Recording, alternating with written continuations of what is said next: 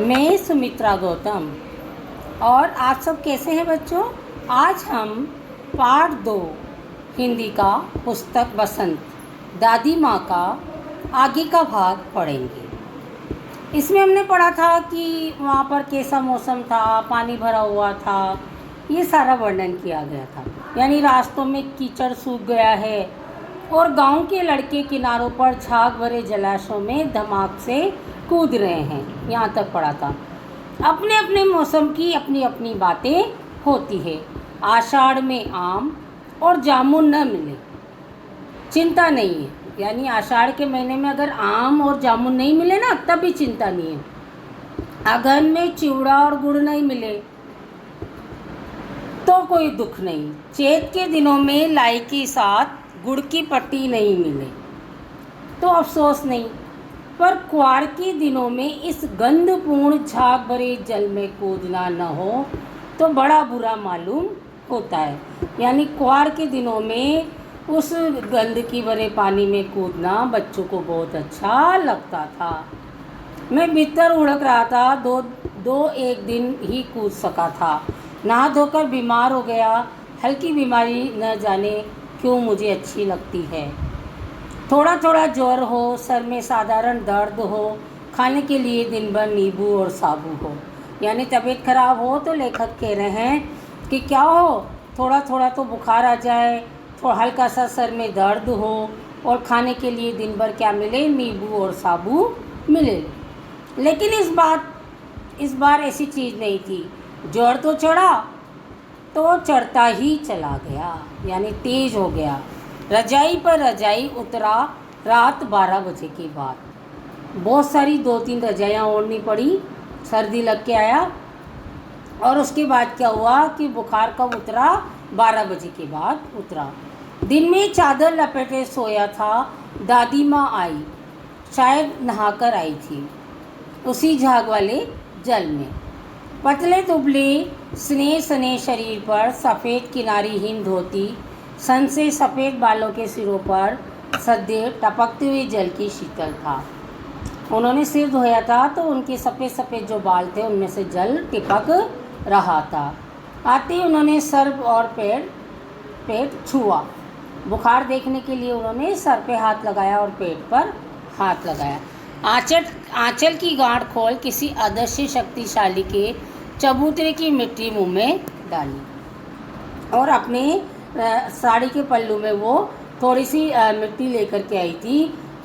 तो वो उसने दादी माँ ने मेरे मुंह में डाल दी। लेखक कह रहे हैं, दिन रात चारपाई के पास बैठी रहती, कभी पंखा जलती, कभी जलते हुए हाथ पैर कपड़े से सहलाती, सर पर दाल चीनी का लेप करती, 20 बार छू छू कर ज्वर का अनुमान करती।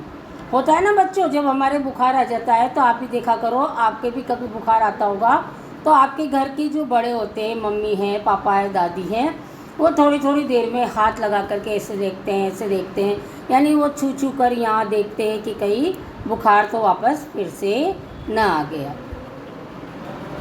हांडी में पानी आया कि नहीं, उसे पीपल की छाल से छोका कि नहीं, खिचड़ी की मूंग की दाल एकदम मिली तो गई है, कोई बीमार के घर में सीधे बाहर से आकर तो नहीं चला गया, आदि लाखों प्रश्न पूछ कर घर वालों को परेशान कर देती थी। दादी माँ को गवई गांव की 50 किस्म की दवाओं के नाम याद थे। जो बुजुर्ग लोग होते हैं ना बेटा, उनको बहुत सारी दवाओं के नाम याद होते हैं। देसी दवाओं के, घर के नुस्खे सब याद होते हैं। गांव में कोई बीमार होता तो उसके पास पहुंचती और वहाँ भी वही काम, हाथ छूना, माथा छूना, पेट छूना, फिर भूत से लेकर मलेरिया, सरसाम, निमोनिया तक का अनुमान विश्वास के साथ सुनाती। महामारी और विषुचिका के दिनों में रोज़ सवेरे उठकर स्नान के बाद लौंग और गुड़ मिश्रित जलधार, गूगल और धूप, सफाई कोई उनसे सीख ले। सफाई इतनी करती थी कि कोई उनसे सीखे कि कितनी साफ़ सुथरी रहती थी, घर को कितना साफ़ सुथरा रखती थी। दवा में देर होती, मिश्री या शहद ख़त्म हो जाता, चादर या गिलाफ नहीं बदले जाते तो वो जैसे पागल हो जाती।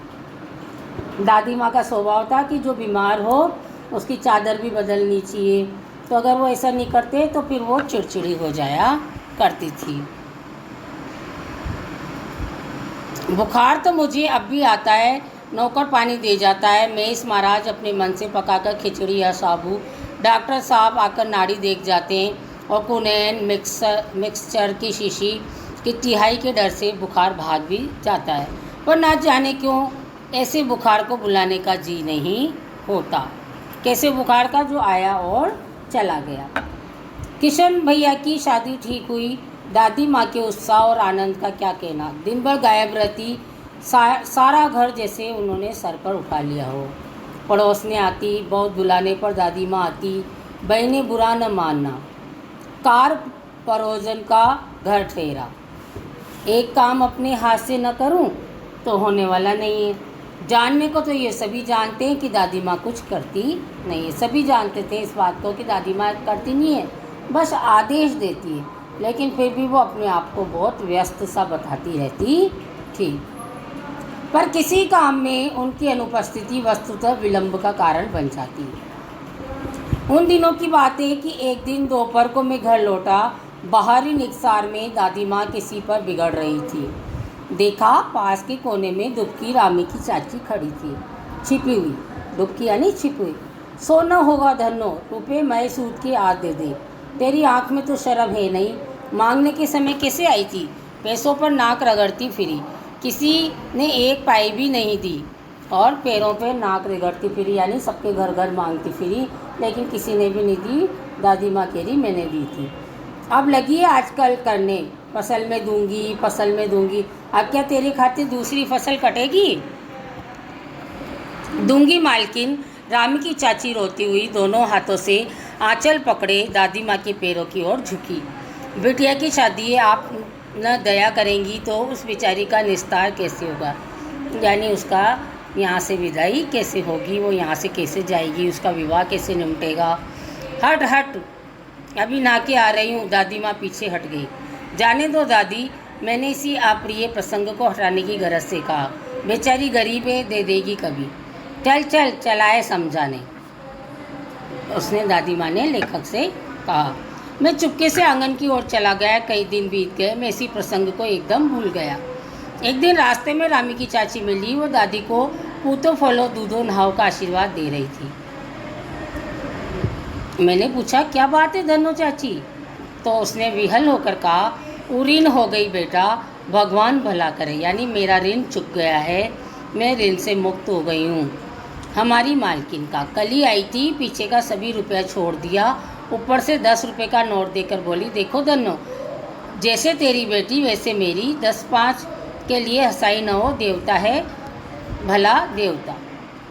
उस रोज तो बहुत डांट रही थी। मैंने पूछा, वो तो बड़े लोगों का काम है बाबू, रुपया देकर डांटे भी न तो लाभ क्या, यानी उनका स्वभाव जानती थी वो। मैं मन ही मन इस तर्क पर हंसता हुआ आगे बढ़ गया। किशन के विवाह के दिनों की बात है कि विवाह के 4-5 रोज़ पहले से ही औरतें रात रात भर गाती है। विवाह की रात की अभिनय भी होता है। ये प्राय एक कथा का हुआ करता है। उसमें विवाह से लेकर पुत्र उत्पत्ति तक के सभी दृश्य दिखाई जाते हैं। सभी पार्ट औरतों की करती है। मैं बीमार होने के कारण बारात में न जा सका। कौन नहीं जा सका बच्चों? लेखक। मेरा ममेरा भाई राघव दालान में सो रहा था, वो भी बारात में जाने के बाद पहुंचा था। औरतों ने उस पर आपत्ति की। दादी माँ बिगड़ी, लड़के से क्या पर्दा, लड़के और ब्रह्मा का मन एक सा होता है। मुझे भी पास एक चारपाई पर चादर चढ़ाकर उड़ाकर दादी माँ ने चुपके से सुला दिया। बड़ी हंसी आ रही थी, सोचा कहीं जोर से हंस दूँ, भेद खुल जाए तो निकाल बाहर किया जाऊँगा, पर भाभी की बात पर हंसी रुक न सकी और भंडाफोड़ हो गया। देवू की माँ ने चादर खींच ली। कहो दीदी, कहो दादी, ये कौन बच्चा सोया है, बेचारा रोता है शायद, दूध तो पिला दूँ। हाथापाई शुरू हुई। दादी माँ बिगड़ी, लड़के से क्यों लगती है। सुबह रास्ते में देवू की माँ मिली। कल वाला बच्चा भाभी। मैं वहाँ से जोर से भागा, दादी माँ के पास जाकर खड़ा हुआ। वस्तुतः किसी प्रकार का अपराध हो जाने पर हम दादी माँ की छाया में खड़े हो जाते, अभेदान मिल जाता है। यानी कोई भी गलती होती थी तो हम दादी माँ के पीछे जा कर के खड़े हो जाते थे। और दादी माँ हमको छुपा लेती थी। स्नेह और ममता की मूर्ति दादी माँ की एक एक बात आज कैसी मालूम होती है। परिस्थितियों का वात्य चक्र जीवन को सूखे पत्ते सा कैसे नचाता है, इसे दादी माँ खूब जानती थी। दादा की मृत्यु के बाद से ही वे बहुत उदास रहती। संसार उन्हें धोखे की पट्टी के मालूम होता। दादा ने उन्हें स्वयं जो धोखा दिया, वे सदा उन्हें आगे भेजकर अपने पीछे जाने की झूठी बातें कहा करते थे। दादा की मृत्यु के बाद कुकुर मुत्ते की तरह बढ़ने वाले मुंह में राम बगल में छुरी वाले दोस्तों की शुभचिंता ने स्थिति और डामाडोल कर दी। दादा के श्राद्ध भी दादी माँ के मना करने पर भी पिताजी ने अतुल संपत्ति व्यय की और घर की तो थी ही नहीं। दादी माँ अक्सर उदास रहा करती। माघ के दिन थे, कड़ाके का जाड़ा पड़ रहा था, यानी बहुत सर्दी पड़ रही थी। ये देसी महीनों के नाम है। पछुआ का सन्नाटा पाले की शीत हड्डियों में घुसी पड़ती।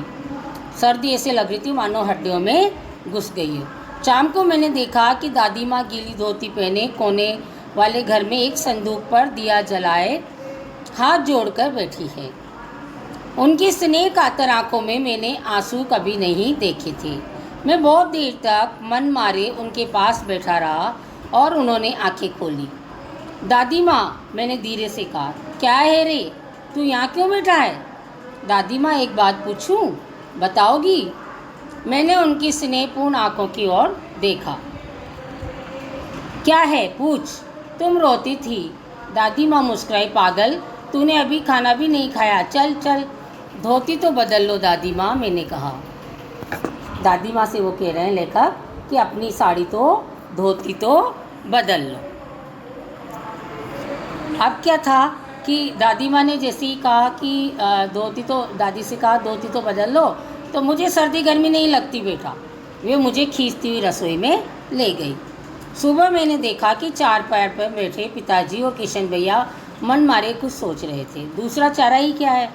बाबू बोले, रुपया कोई देता नहीं है, कितने के तो अभी पिछले भी बाकी है। वे रोने रोने से हो गए।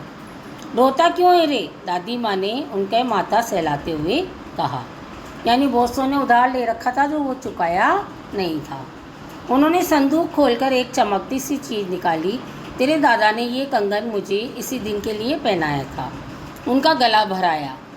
मैंने इसे पहना नहीं, इसे सहेज कर रखती आई हूँ। ये उनके वंश की निशानी है। उन्होंने आंसू पोंछकर कहा, पुराने लोग आगा पीछा सब सोच लेते हैं बेटा।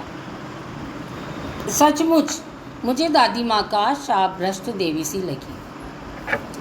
दादी माँ ऐसी लगी। उस समय धुंधली छाया विलीन हो गई। मैंने देखा दिन काफ़ी चढ़ गया है। पास के लंबे खजूर के पेड़ से उड़कर एक कौवा अपनी घिनौनी काली पट्टी पाँखें फैलाकर मेरी खिड़की पर बैठ गया, पंख फैलाकर। हाथ में अब भी किशन भैया का पत्र कांप रहा था। काली चिट्ठियों सी कतारें धुलिल हो रही थी। आंखों पर विश्वास नहीं होता। मन बार बार अपने से पूछता है, क्या सचमुच दादी माँ नहीं रही? जो पत्र आया था उसमें लिखा हुआ था कि दादी माँ शांत हो गई है, दादी माँ की मृत्यु हो गई है। तो समझ में आया बच्चों? ये था आज का हमारा पाठ दादी माँ, कि यही समाप्त होता है। धन्यवाद।